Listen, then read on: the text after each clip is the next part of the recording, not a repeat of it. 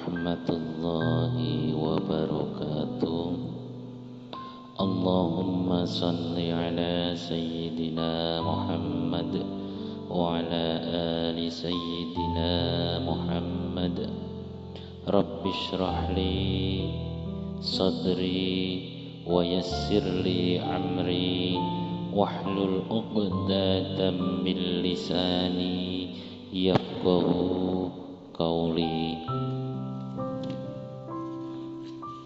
Saudaraku yang dirahmati Allah Subhanahu wa ta'ala,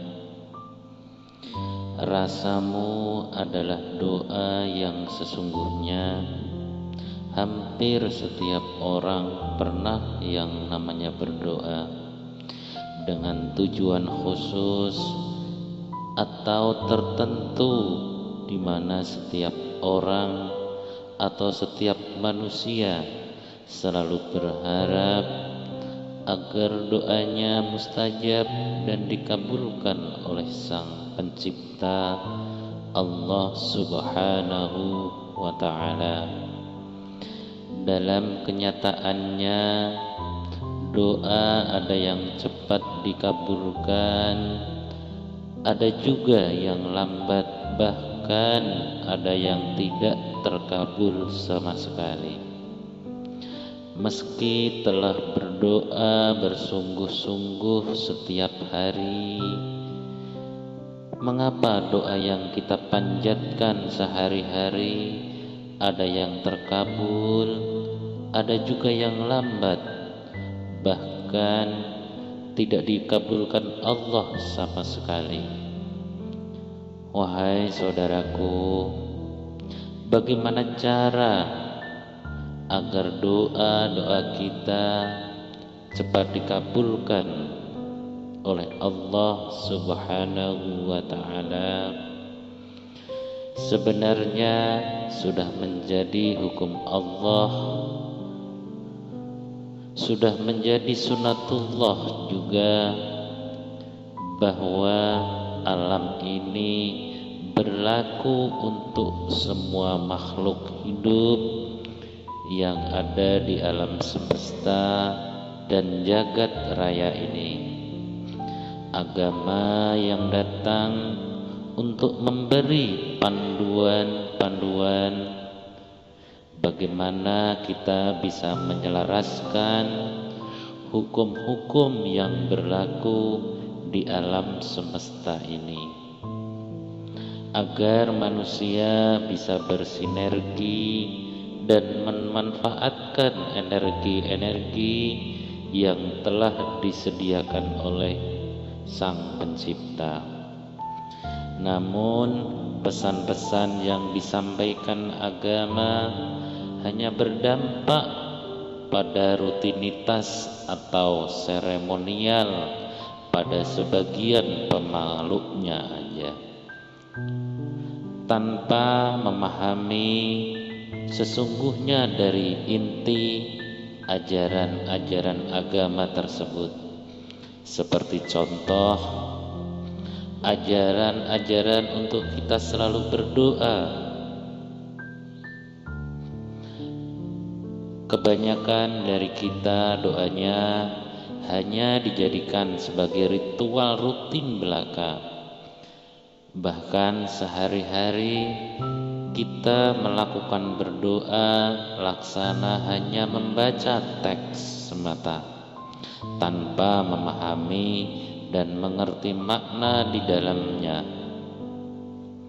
Ketika kita berdoa, sebenarnya kita memancarkan, kita selalu memancarkan, memendarkan energi-energi dan frekuensi-frekuensi ke alam semesta dan alam jagat raya ini.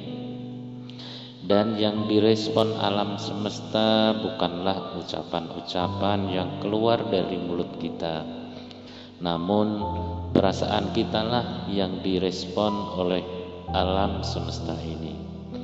Wahai saudaraku, jika hanya perasaanmu mengeluh susah, mengeluh dendam, mengeluh-mengeluh yang tidak baik dan sebagainya, hukum alam dan kekuatannya. Kita ini adalah magnet yang hidup. Dari kita ini adalah medan magnet yang terlingkupi, medan magnet yang lebih besar, yaitu medan magnet yang ada di alam semesta. Kita dan alam semesta ini ada di dalam sebuah sistem magnetis. Sifat magnet tersebut terletak di daya tarik dan daya tolaknya. Vibrasi daya tarik yang dihasilkan manusia dimotori oleh rasa cinta dan suka, rasa kasih sayang yang sebagai motor, sebagai penggeraknya dari vibrasi tersebut.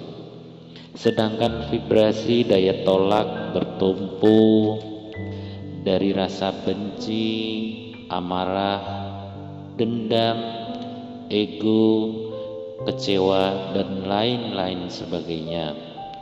Getaran yang bersumber dari alam rasa inilah sebenarnya yang akan menggerakkan mekanisme atau medan magnet, dan bukan getaran yang bersumber dari pikiran-pikiran kita. Karena getaran rasa inilah yang mempunyai getaran lebih kuat 5.000 kali lipat dari getaran-getaran pikiran kita. Maka itulah sebabnya walaupun kalian berpikir positif akan sukses, akan kaya dan lain-lain, tetapi bila perasaan kita menyatakan sebaliknya, maka yang akan terjadi adalah apa yang kalian rasakan oleh perasaan kalian sendiri, dan bukan yang ada di pikiran kalian. Rasa apapun yang ada di dalam diri kita akan menimbulkan efek yang nyata pada tubuh dan nasib kita. Rasa benci yang kita simpan akan membuat tubuh kita ini tidak sehat, dan akan ada hambatan-hambatan di dalam hidup, dan akan menarik alam orang lain, memancing untuk bersama kita beserta tambah-tambahannya. Rasa takut, ragu, khawatir dapat menghambat rezeki, dan bahkan apa yang dikhawatirkan akan menjadi realita yang nyata. Sesuai apa yang dikhawatirkan dan diragukan oleh rasa di dalam perasaan kita tersebut. Rasa dendam, rasa stres yang berlebihan yang tersimpan dalam hati membuat lebih cepat hambatan dan rintangan, dan juga akan menarik orang lain menjadi dendam kepada kita. Rasa stres juga akan kembali beserta tambahan-tambahannya. Rasa cemas akan membuat sakit dan akan mewujudkan rasa yang tidak nyaman dalam kehidupan kita di depannya. Wahai saudaraku yang dirahmati Allah, rasa itu akan menjadi realita yang nyata di dalam hidup ini. Rasa percaya diri akan membawa keberhasilan. Rasa sayang akan membawa kita ke kedamaian, damai keseliling, dan juga akan menarik alam orang lain, dan akan memberi rasa sayang kepada kita, bahkan lebih besar dan lebih besar lagi. Rasa damai akan membawakan kita awet muda, dan bahkan tubuh akan menjadi semakin sehat. Rasa belas kasihan akan membuat kita mendapat belas kasihan dari Allah Tuhan semesta alam. Bahkan lebih besar lagi yang akan kita dapatkan dengan rasa belas kasih dan cinta itu. Wahai saudaraku, rasa akan mempengaruhi tubuh dan nasib manusia. Rasa akan mewujud berserta tambahan-tambahannya, bahkan bisa berlipat ganda. Jadi rasa apapun yang ada di dalam hati kita akan mewujud menjadi nyata, beserta tambahan-tambahannya. Menyimpan rasa negatif akan mengundang yang negatif pula, beserta tambahan-tambahan dan bunga-bunganya. Menyimpan rasa positif juga akan mengundang positif beserta bunga dan bonus-bonusnya. Jika kehidupan kita saat ini kurang menyenangkan dan tidak sesuai dengan harapan dan keinginan nafsu kita, maka waspadalah saudaraku. Siapa tahu kita selama ini telah menyakiti orang lain, atau kita telah meyakini sesuatu yang salah. Hukum pikiran menyatakan bahwa apapun yang kita yakini dapat menjelma menjadi sebuah realita yang nyata. Keyakinan akan mengaktifkan dan menggerakkan kekuatan yang ada di dalam diri kita menuju arah yang semakin jelas dan semakin nyata sedemikian rupa, hingga kita akan meraih hasil tertentu. Dan bicara mengenai keyakinan tidak semata-mata membicarakan suatu kekayaan agama saja, tetapi bisa juga suatu opini, ide, dan bahkan prinsip-prinsip hidup yang sedang kita pegang saat ini.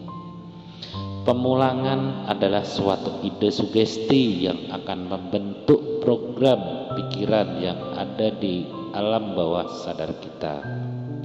Dan program pikiran ini akan mengendalikan kita dalam berkata-kata, dalam berkarya, dalam bersikap, dan juga bahkan dalam berperilaku, yang mana akhirnya bisa memunculkan kondisi yang kita alami bila dalam kehidupan kita saat ini kondisi yang kurang menyenangkan.